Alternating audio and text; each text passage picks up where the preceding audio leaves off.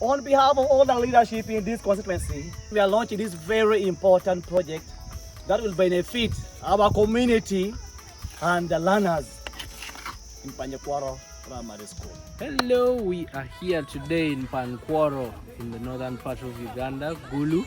Our second week in Gulu. This is the very first day here. We are very excited to meet the community. As you can see, we have some sand that the community has brought out. We have bricks at the back. We are just offloading some cement.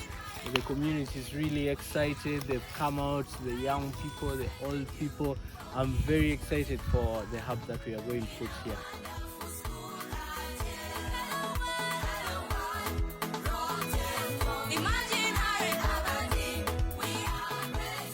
We are finishing up wiring of the dome. The rack is being finished. Our local engineers are giving us their expertise in finishing up the dome base.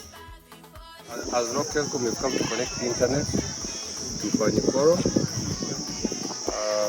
We work hand in hand with hardware. The hardware, they always take internet where it is hard to reach, and to unprivileged society, those who don't get easily to access the internet.